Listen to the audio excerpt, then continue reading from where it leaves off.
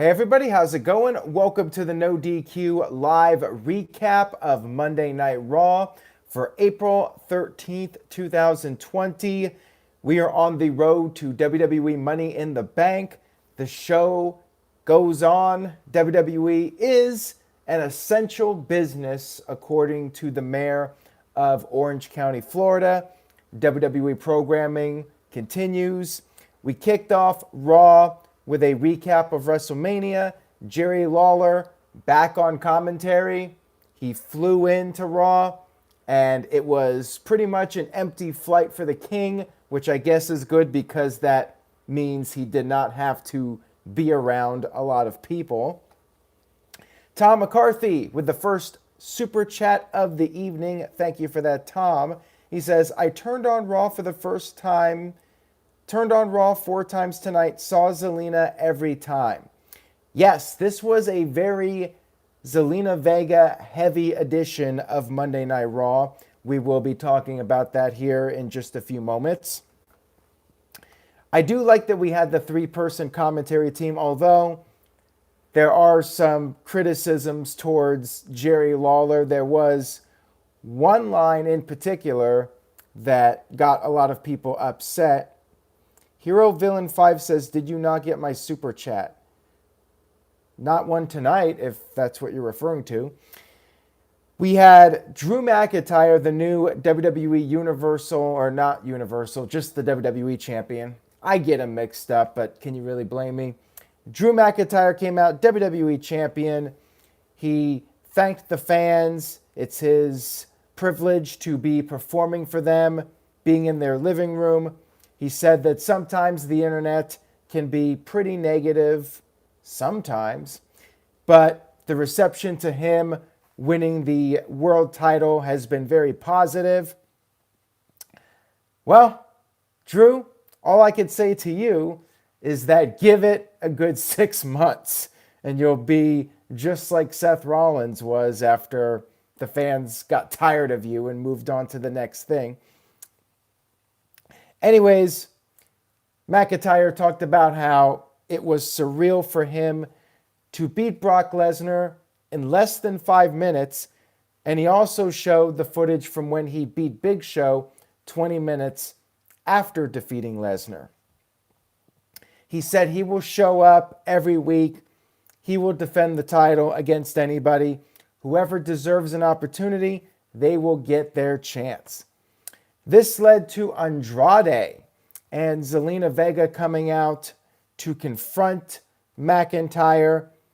And they brought up NXT War Games from 2017 when Andrade defeated McIntyre for the NXT title. And in the process, McIntyre suffered a torn biceps injury, which put him out of action for a good 6 months. When he returned, he showed up on the main roster.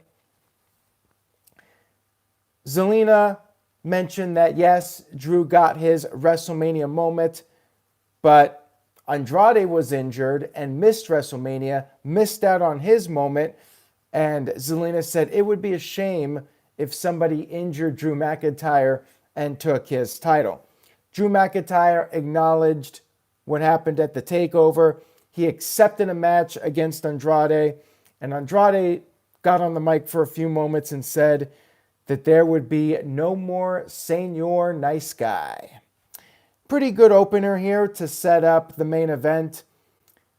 I'm surprised WWE did not show footage, unless I missed it, from the NXT TakeOver, just to recap people. But other than that, I like the fact that they brought up their history, and that was what set up the main event. Good stuff here. Nico, cannot pronounce the last name. Nico, thank you, with a $2 super chat, says, am I the only one who thinks Drew McIntyre wasn't the guy?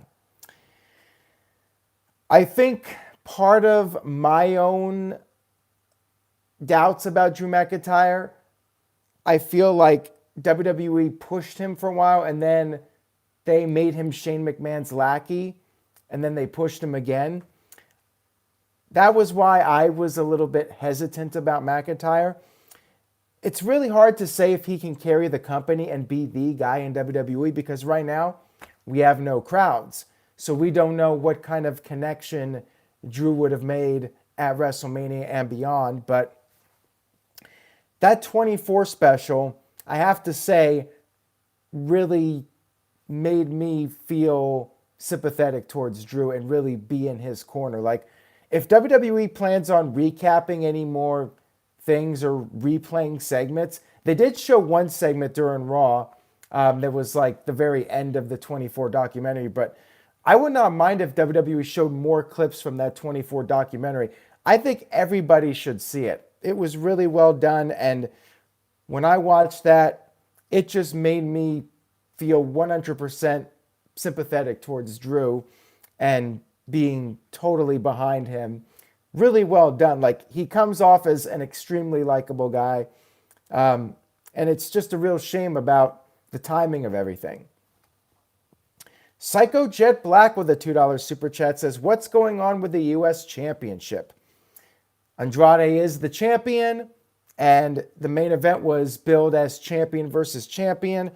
Back in the day, the U.S. title was the number one contendership. If you had that title, you were the number one contender. Now the title is not quite as important. It's more or less a prop. Hate to say it. Good old JM Jeff Meacham chiming in with the $2 super chat says, thank you for the plugs earlier. Pretty good Raw overall. No problem, Jeff, and I agree with you. Let's go ahead and give Jeff one more plug. Jeff Meacham, check out his YouTube channel. Search Jeff Meacham, at Jeff Meacham, or at _ Jeff Meacham on Twitter. Follow him. Follow the Jeff Meacham Network. Check out his podcasts. He's on Anchor. He's on Spotify.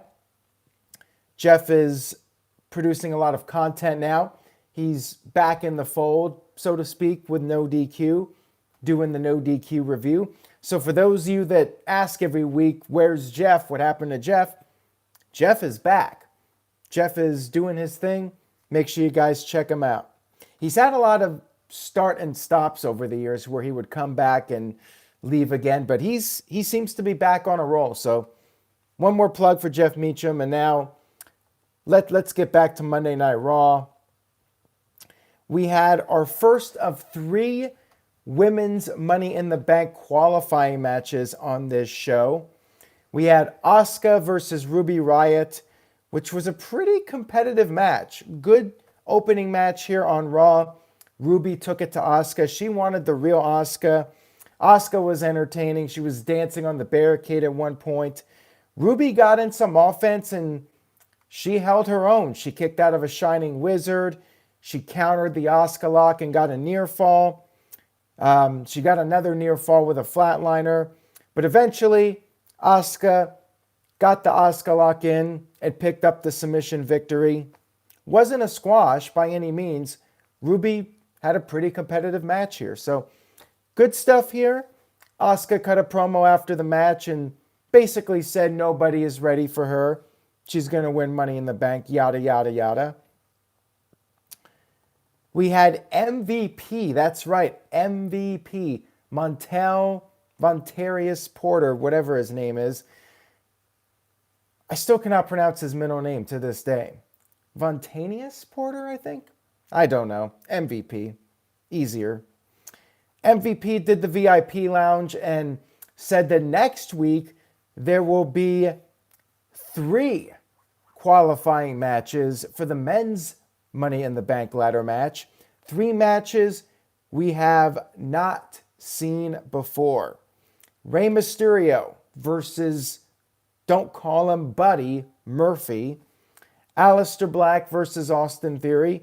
And Apollo Crews versus a great superstar in WWE history, MVP himself. I like that WWE's doing some first-time matches and hyping it up that way. I'm all for this. We had Aleister Black versus Oney Lorcan. And again, not a squash match. It was fairly competitive, more than you might think, considering that One Lorcan is basically enhancement talent on the main roster. Even in NXT, he's more or less a guy that's putting over other guys. But yeah, it was fairly competitive. Alistair picked up the win with the Black Mass, and after the match, he was asked about what is his game plan for Money in the Bank, and he answered by saying his game plan is to win. Keep it easy, keep it straightforward.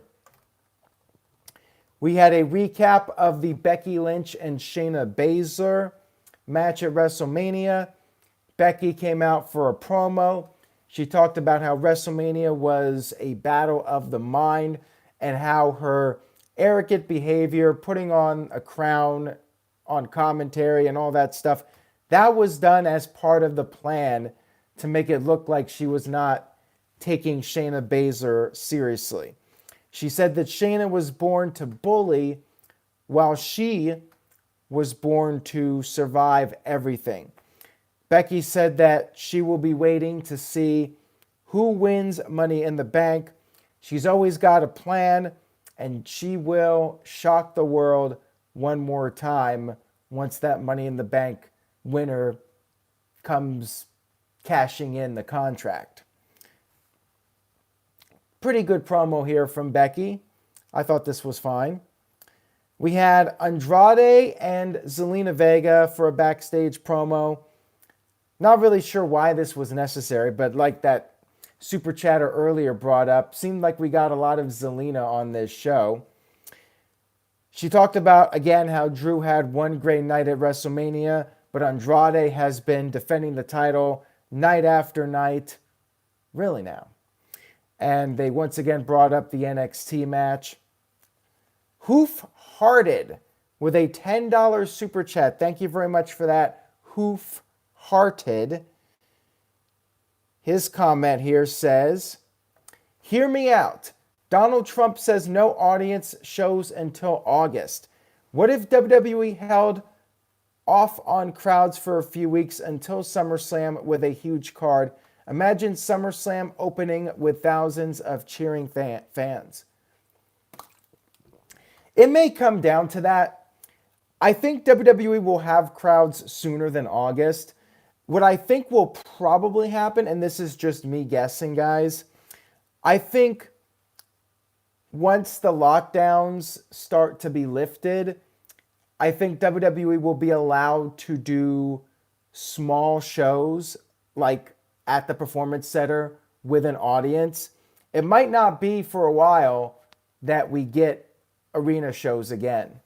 That could be August. That could be later than August. Everything's still up in the air right now, but at the very least, I feel like by June or maybe July, WWE will be able to do events with small crowds, 250 to 500 people at Performance Center. I feel like that will happen first just to test the waters, and then eventually the okay will be to have shows in major arenas. But yeah, I think SummerSlam, who knows at this point? It's still up in the air and anything can happen. I know there's concern about the virus possibly making a comeback in the winter. There's still a lot of questions that need to be answered, and right now we just don't know. But yeah, I don't see things at least going back to somewhat normal levels until June at this point. But then again, anything can happen. We had Shayna Baszler, who was set for her Money in the Bank qualifying match. She was asked about Ronda Rousey's comments on social media. Of course, that was like the big news story of the week. Shayna Baszler did not say anything about this. Of course, Ronda Rousey in her podcast interview talked about how wrestling is fake fighting and F the fans are ungrateful, all that stuff. Shayna had no comment. She went out there for her match with Sarah Logan, which was very quick. Shayna basically kicked/stomped on the arm of Sarah Logan. Referee stopped the match. Shayna took off. The announcer said that Sarah Logan was the winner, but then the announcers were like, the ring announcer made a mistake. I believe it was Mike Rome. I think I wrote on Twitter that it was Greg Hamilton. They both sound the same to me, but I believe it was Mike Rome that announced Sarah Logan as the winner, but the announcers believed that was incorrect. And then after the commercial break, they confirmed that Shayna Baszler was in fact the winner. This was a good angle to get Shayna Baszler back on track as a monster, as a vicious killer. I would say right now she's the odds-on favorite to win the Money in the Bank. I would be surprised if she did not win it, to set up a future match with her and Becky Lynch, and maybe with the Money in the Bank contract, she finally wins the title from Becky. And that's how she gets her rematch. We had Seth Rollins backstage, and we had a series of segments with Rollins backstage. He talked about how once again his career has been crucified. And then later he talked about how the Messiah has risen. Tony sent in a 99-cent super chat but did not leave a comment. Thank you for that, Tony. I appreciate it. He says, never sent a super chat. Here's to you, Aaron. Again, thank you, Tony. I do appreciate it very much. And by the way, if you guys enjoy this video and you want to support the website, best thing you can do is just share a link to this video, whether it's on YouTube or Facebook or Twitter or Reddit, any site you go on to discuss wrestling.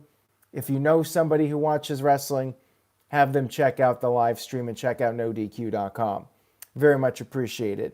Like I said, word of mouth goes a long way.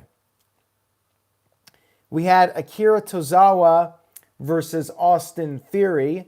Zelina Vega once again out there. She was on commentary. She talked about the signing of Austin Theory to her group. Talked a lot about Drew McIntyre versus Andrade.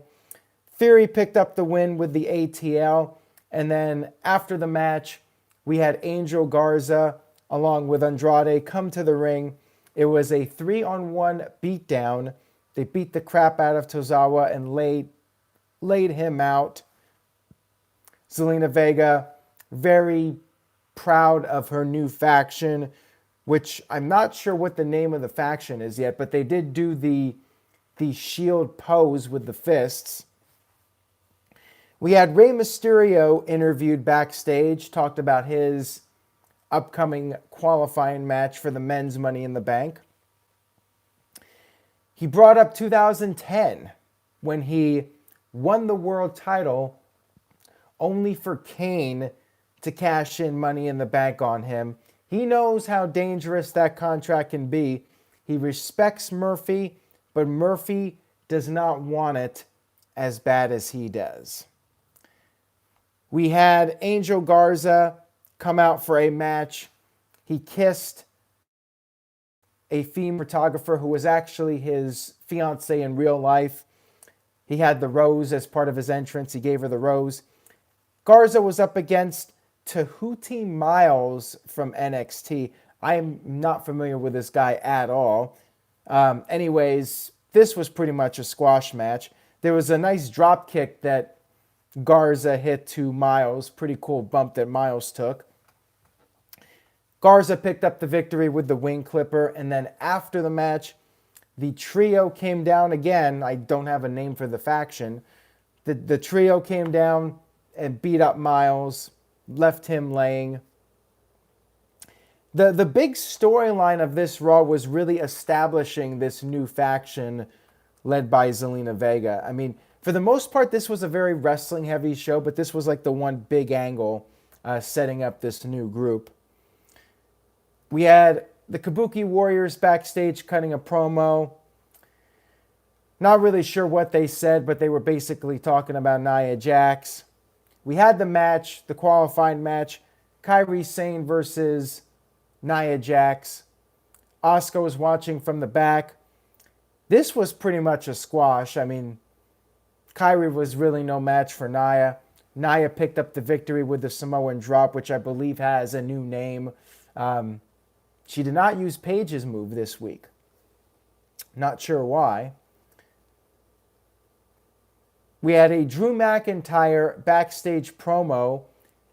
He showed off his scar from the torn biceps injury due to Andrade that took 6 months of his career, and he says he always looks at it. It's a reminder. We had Charlotte come to the ring for an in-ring promo. She brought up the Royal Rumble and how Bayley did not call her out. Becky did not call her out, but the next big thing, Rhea Ripley called her out. And Charlotte talked about how last year Vince McMahon knew that Charlotte was the big thing because Vince picked her to save WrestleMania. She said that Io Shirai is just the next one in line, and Charlotte's going to show everyone that she is the person that you bow down to. You bow down to the queen. Woo! This was an okay promo. Don't think it was as good as Becky's promo, but it was all right. It was fine. And for those of you wondering, Charlotte is still technically part of Raw, but since she's the NXT champion, she's going to be on both shows for the time being. We had footage shown of Bobby Lashley and Lana from WrestleMania, and then Lashley's post-match interview where he said maybe he needs a new wife. We had Lashley versus No Way Jose. Unfortunately, because of CDC guidelines, no conga line. You got to have that social distancing. Lana was there ringside. She was yelling. Lashley went out there and told her to shut up. He went for the spear. Lana started talking again, and then Lashley started talking to her again. He got distracted. Roll up from No Way Jose. 1, 2, kick out. Lashley kicked out. Lashley managed to get back in it, hit the spear to pick up the win. But then there was more tension between him and Lana. The breakup, I guess, continues this storyline. Don't know if Rusev's coming back. Who knows at this point?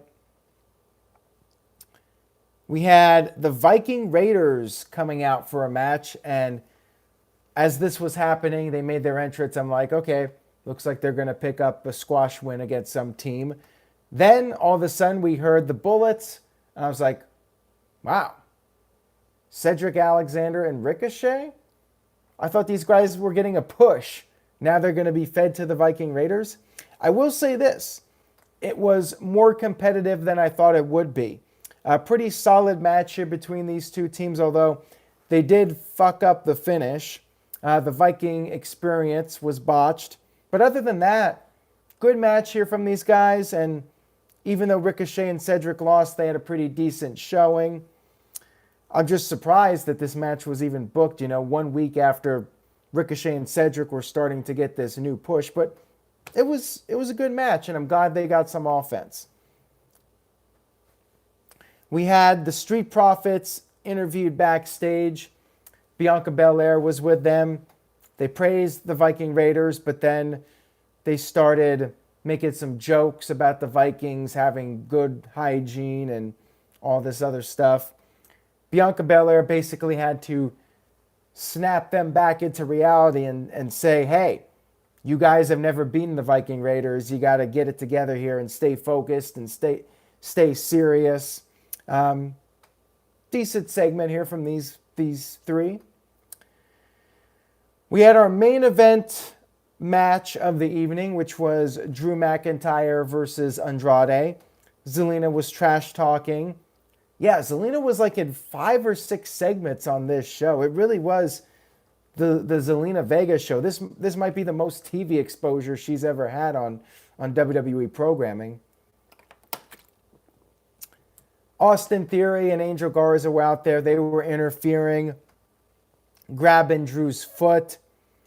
He ended up dumping Andrade to the outside onto them. He beat the crap out of Theory, gave Theory this brutal chop. And then Zelina got on the apron. She tried to interfere.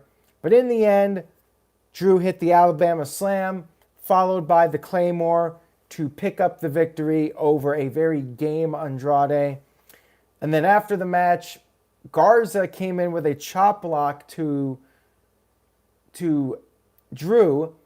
Then all of a sudden, Seth Rollins came out, hit a super kick, and then hit a curb stomp. Decided one wasn't good enough, hit a second curb stomp, and that was the end of Monday Night Raw. So overall, I thought it was a fine show. I feel like it lacked star power. Now that WrestleMania is over, the really big names are absent. No Undertaker, no Brock Lesnar, no AJ Styles, which is fine because AJ's selling being buried by The Undertaker, literally. No Kevin Owens on this show. No Samoa Joe. But on the plus side, some new guys are getting opportunities. The matches, for the most part, were competitive. So overall, I think it was a good show. I think it was a good Raw. I just fear like WWE's numbers are going to continue to drop without the big stars on the show. People are like, well, there's no crowd, and a lot of the big stars are not there, so why tune in? No Randy Orton as well. But yeah, overall, I would give this show a thumbs up. Good Raw. And it also, like SmackDown, felt like a normal Raw other than no crowd. No match replay. Same thing as Friday. You know, the entire 3 hours was first run content. But one could argue, why not just tape the shows? Spoilers are not getting out. You can edit out botches like the Viking Raiders one. But it is what it is. I guess Vince is hell-bent on doing live programming. And if you believe the story about the contracts, Vince feels he has to honor the USA Network and Fox contracts by doing live programming every week. But would Fox and USA really hold it against WWE if the shows were taped? I mean, I don't think they would, but I guess Vince does not want to take any chances. The TV deals, they're very important to WWE's bottom line. If they lose the TV deals or lose money on those deals, not good for business. I mean, really, it's those TV deals and Saudi Arabia, those are the things that are keeping WWE in the black right now financially. Cat Terminated by Google with a $5 super chat says, Rift, super friggin' thank you for making me a mod. I miss Chris Mace and the other mods, but thank you to Aaron, mother effing Rift. Well, thank you, Ken, for stepping up to the plate as a moderator. We definitely could use a few good men in the chat room, or women. Chris Levi with a $2 super chat. Chris Levi 13 says, where is Lars Sullivan, if I may ask? He's been injured. He should be back relatively soon, but that's, of course, if WWE really wants to invest in him, not just because of the injury taking him out for so long, but the controversy with online comments that he made, the alleged sex video that circulated. Although I feel like the message board comments that he made probably would do him more damage than the sex tape coming out. Let's see here. Keith Johnson with a $2 super chat says, Aaron, how do you feel about the XFL going under again? I feel bad for the people that were working hard to try and make it work. From the feedback that I've gotten from people, it was a better product than the original XFL. I only watched a couple of games because I'm not a football fan, but from what I saw, it looked more like regular football than what the original XFL was. It looked like something that would cater more to football fans. Unfortunately, the coronavirus happened, and I don't know if XFL would have survived one season. The numbers were trending downward, and then the coronavirus hit, and that was pretty much the end of things. But yeah, I don't know if the numbers would have been sustainable. Even though the XFL was getting good reviews, I think that it just wasn't something that was going to catch on right away. Maybe if they gave it time, it would have slowly built an audience and they would have built a following, but we'll never know. We'll never know for sure, at least. Psycho Jet Black with a $2 super chat says, should AEW start doing live tapings in Florida? And to answer the 90s guy, how much did Vince lose? Well, XFL filed for bankruptcy, so Vince might be all right anyways when it's all said and done. Psycho Jet Black's question, should AEW start doing live tapings in Florida? Well, they were doing the tapings in Jacksonville. Now, because WWE has been deemed an essential business, one would think that that would also apply to AEW. And theoretically, that should mean that AEW can do events at Daly's Place again. But I know with Daly's Place, they were doing coronavirus testing near the venue. But yeah, it's possible that this will open the door for AEW to be able to start running again at Daly's Place. But the thing is, they have a lot of shows in the can now. AEW, they were preparing for a worst case scenario, and they taped pretty much all their content through Double or Nothing, and that show's still a big question mark. I mean, doesn't look like it's going to be happening in Las Vegas with a crowd at least. And Mike B says, how was your Easter? It was fine. I mean, I'm not somebody who celebrates it for religious reasons, but it was a fun day. The 90s guy with a $2 super chat says, good day from Australia, Aaron. Hope all is well with you. Well, thank you very much for that, 90s guy. I do appreciate the super chat. The only thing stressful about Easter was trying to order food and then them messing up the order.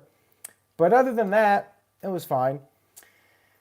It's tough. You know, I'm used to being able to just go out and get food whenever and do grocery shopping whenever. And now things are different and you gotta be more careful. You gotta try to stay away from people.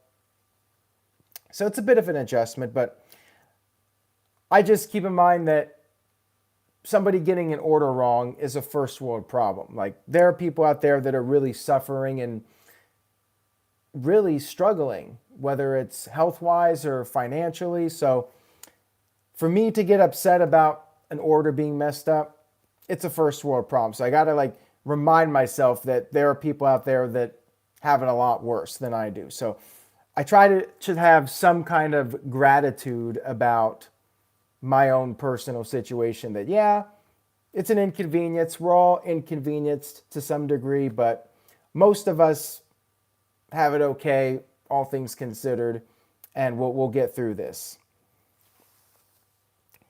So anyways, that was Raw, everybody. I hope you enjoyed the recap. I will be back on Wednesday night to discuss AEW and NXT. And then, of course, Friday night, we got SmackDown. So stay tuned for all that. And, of course, don't forget about the No DQ review. That's this Thursday. I believe good old JM, Jeff Meacham, will be joining us for that. Maybe the PA sensation, Greg Cherry. That remains to be seen. The 90s guy with a $2 super chat says, have you been watching Dark Side of the Ring and your thoughts? I've only seen that Chris Benoit episode so far. I am behind, but I hope to get to that soon. I got a lot of stuff I got to catch up on, believe it or not. Caitlin and I have been binge watching a show on Netflix called Broadchurch. That's a pretty good show, actually. Still got to get to Ozark. We watched Tiger King, and that was quite the train wreck. But yeah, I'm behind. I got to get to the Steve Austin podcast with Ric Flair and then watch those Dark Side of the Ring episodes. Psycho Jet Black with a $2 super chat says, who's more over in WCW, Disco Inferno or Alex Wright? I would say Disco probably had a better, more memorable run because he was part of the NWO. And I still remember Disco Inferno doing the spoof of Conan's music video. Alex Wright had some moments too, but I think Disco had a fairly more memorable run. I should poll people on that and see what they think. You know, Alex Wright was remembered for the dancing, and so was Disco. But yeah, I think Disco's NWO run and the stuff with the Wolfpack made his run a little bit more memorable. And I also like the angle in WCW with Tony Marinara when Disco was in trouble with the mob or whatever that storyline was. That was pretty entertaining too. Anyways, guys, I'm heading out for the night. Thank you all so much again for watching. Stay tuned to NoDQ.com for the very latest, and I will see you all next time.